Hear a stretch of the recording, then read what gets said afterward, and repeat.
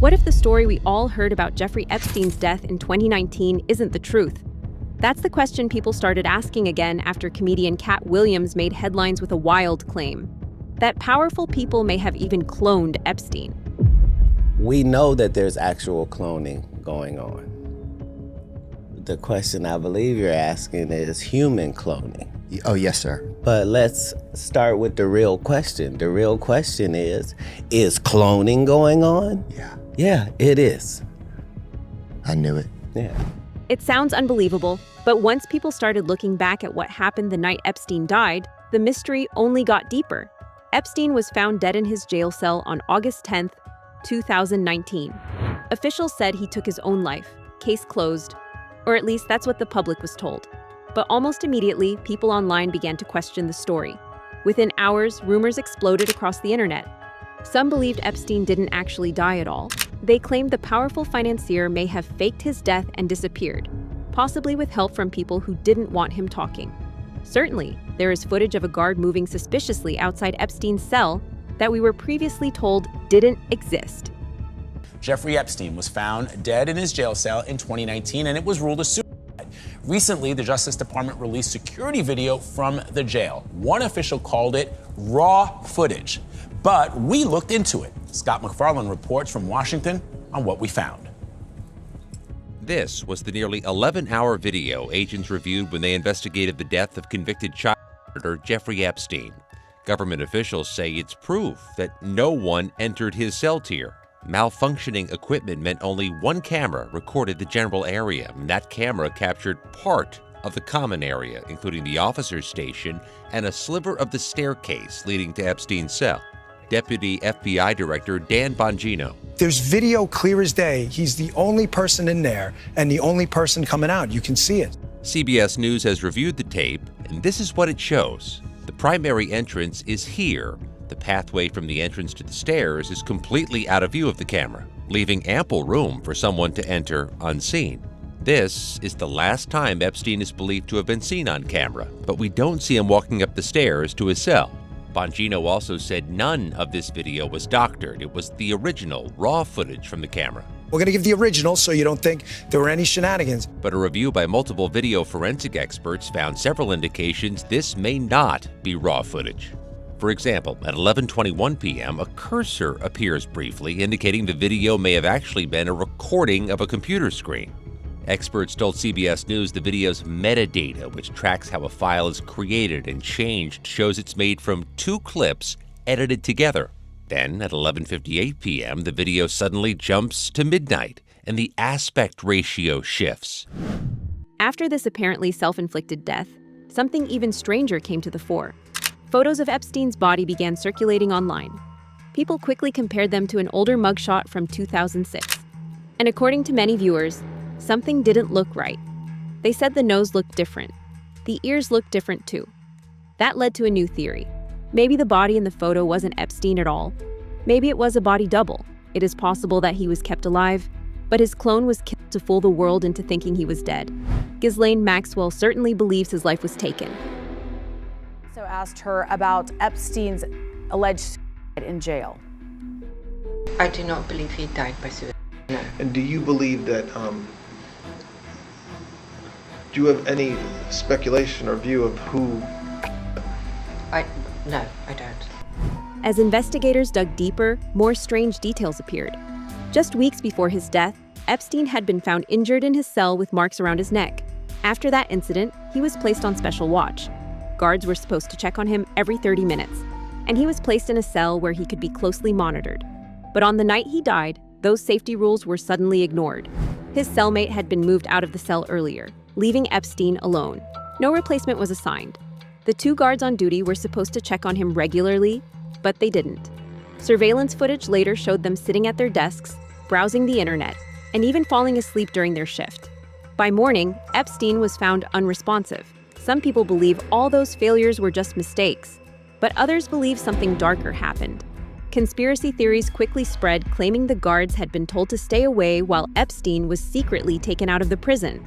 In fact, one of the guards even Googled Epstein mere minutes before he died. Epstein prison guard Googled him minutes before body found, and made mysterious deposits before pedophile DOJ. Okay, so check this out. This is a little bit sus here, but let me read it to you. So one of Jeffrey Epstein's prison guards Googled the senator minutes before he was found dead. This is a New York Post story. And also made a mysterious $5,000 cash deposit 10 days before the predator's jail cell suit. New Department of Justice documents reveal Tova Noel was one of the 2 Metropolitan Correctional Center workers accused of falsifying records to say they checked on Epstein throughout the night before his August 10th, 2019. The guards were fired, but criminal charges against both were later dropped. Noel Google latest on Epstein in jail at 5:42 a.m. and then again at 5:52 a.m.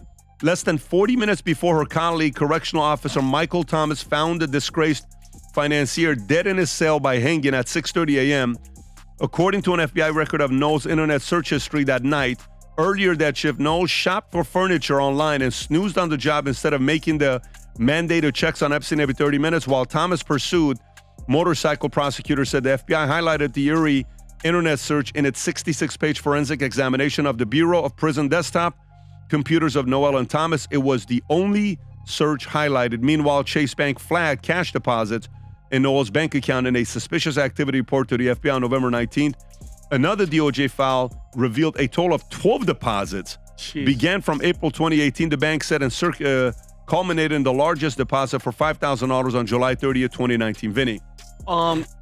Okay, I'm actually so happy that we chose this story to be on because I saw this Google trend where because of the Iran war, Pat, it was searched. Epstein was number one, and then it dropped off. But then, because there you go for X, and I absolutely love Elon buying it, these type of stories keep coming up. So with all these deposits, 11,000, 5,000, somebody online was like, yeah, well, maybe her job is good. You're not getting paid that much money in this many times. And what bothers me is the Department of Justice never questioned her about the money. You would think, Tom, when an investigation of this magnitude with all the stuff that he's connected to, you would ask about the money, okay?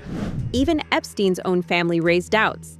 His brother questioned the official story, saying Epstein had a bail hearing coming up and seemed focused on his future. According to his lawyers, they had met with him shortly before his death and said he appeared calm and even optimistic. He even alleged that certain powerful people wanted his brother dead for what he knew. It's been nearly 7 years since your brother was found unresponsive in his prison cell, and you remain convinced he did not take his own life. Why do you say that? Well, first, let me be clear. When I first heard that Jeffrey was found dead from the parents' side, I had no reason to doubt that. I fully accepted that he committed suicide. I thought that he was potentially facing a long time in jail. I know he wouldn't want to live that way in jail as a convicted pedophile. He had no children to worry about. Our parents were gone. He was single. So I just assumed he decided to take himself out. And I sort of respected that. But then the next day, I had to come back to New York to identify his body. And I did. So he is dead. And they did an autopsy. And the 2 pathologists that were there, which was Dr. Kristen Roman, who is the city pathologist who was charged with doing the autopsy, and Dr. Michael Barden, who we had there, we being me and the estate, had him there just as a precaution. They came out of the autopsy and they both concurred that this looked more like a homicide. Medical examiner, Dr. Kristen Roman, who did the autopsy, we recently, in the release of papers, got her deposition. She was questioned after the fact, and she stated that she was told not to take DNA evidence off of Jeffrey, and she was prohibited from going to the crime scene in the prison, which is very unusual. Usually the medical examiner has full access to crime scenes. As a matter of fact, when Jeffrey was found, they took him from the cell to the infirmary, which is against all protocol because, like I said, he was clearly dead. When they found him, they were supposed to leave him there until the medical examiner's office showed up. But they moved him. And then afterwards, the FBI went in and destroyed the crime scene. So there's no record. Like I've said before, there may have been a lot of people or a number of people that might have wanted to see him dead. But then you have to filter that list by who would have the ability to orchestrate this. It's a very complicated thing to do. And then to have the DOJ cover it up. Who would have the ability to do that, to pull that off? That's a much smaller list. Right, and who would have the motive? Yeah, but like I said, there might have been a lot of people with motive, but who would have the ability to actually do it, to have it done? Then forensic experts started raising questions too. A well-known pathologist, Michael Baden, examined the case for Epstein's family. He pointed out several inconsistencies at the scene. For example, prison rules say a death scene should be preserved exactly as it is. But Epstein's body had already been moved before a full investigation could be done. Photos from the cell also raised questions. 2 different nooses appeared to be present. One looked neatly prepared, while the other looked cut.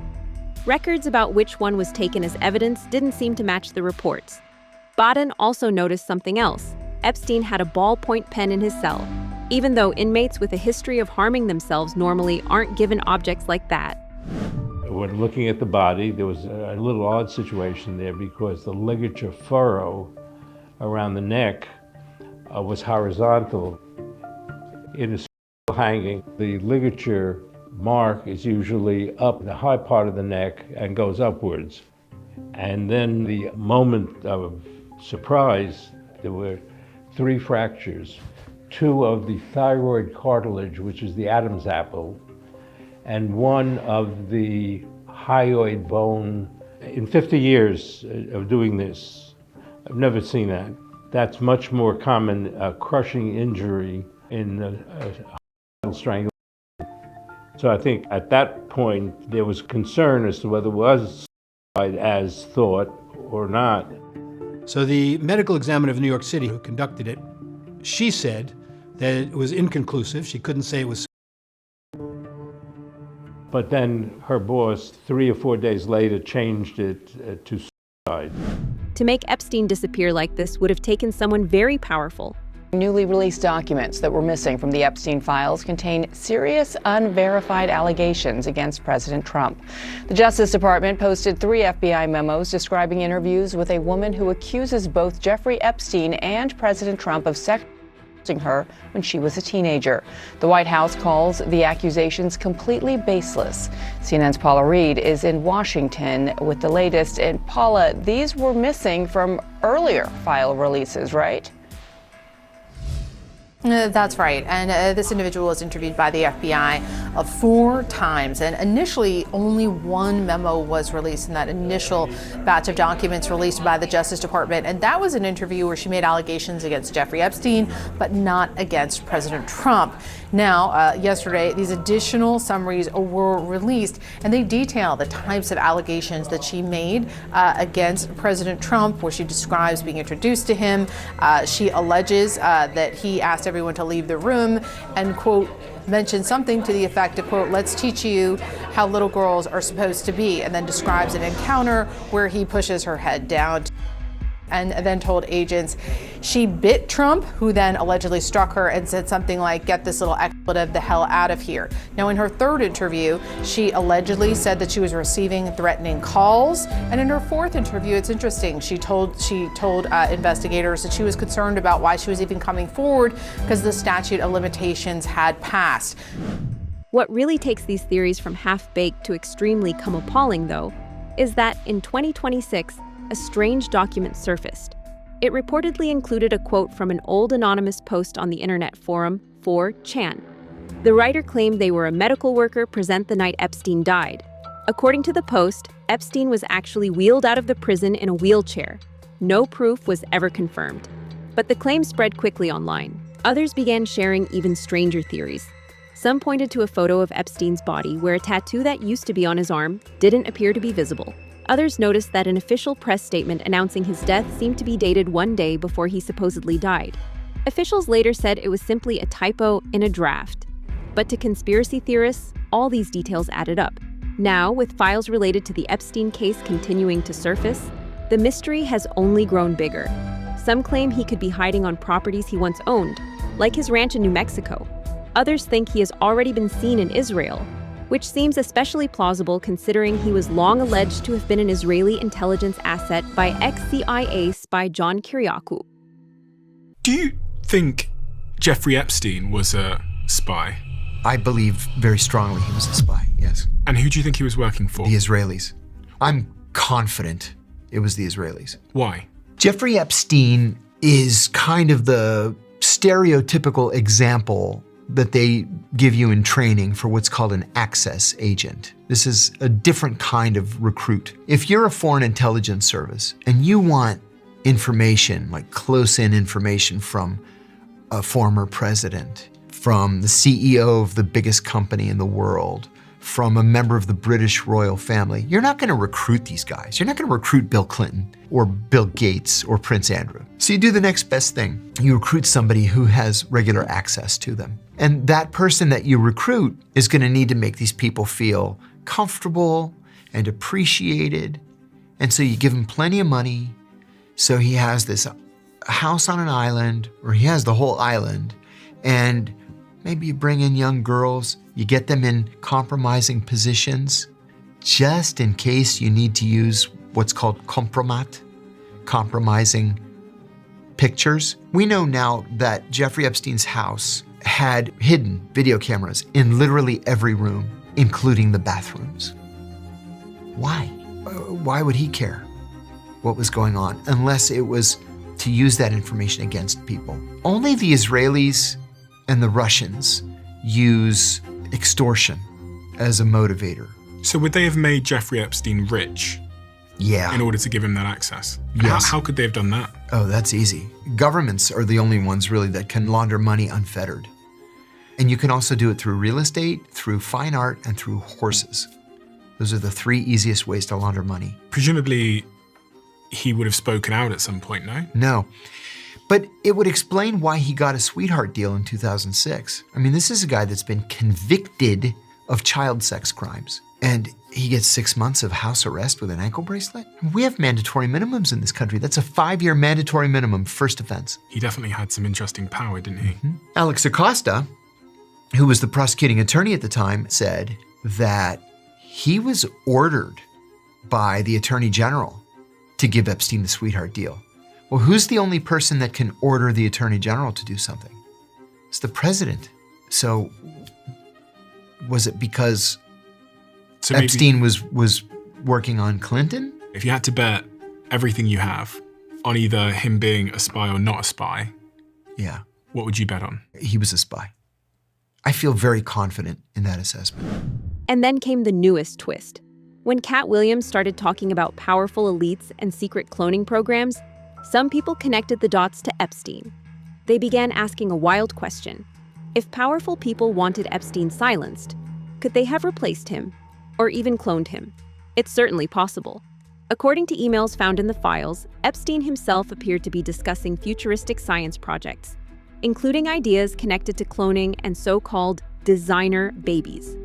Jeffrey Epstein was reportedly obsessed with improving the human race and even had plans to seed the human race with his own DNA. He had an alleged fixation on eugenics, racist and sexist ideas, as well as something called transhumanism, where genetics and AI are used to create better humans. Released emails reveal Epstein donated millions to researchers in the bid to create designer babies with blue eyes, a trait he believed indicated intelligence. In a 2019 investigation by the New York Times, it was reported that just before his death, Epstein had plans to use his New Mexico ranch to impregnate 20 women with his good genes, spreading his seed.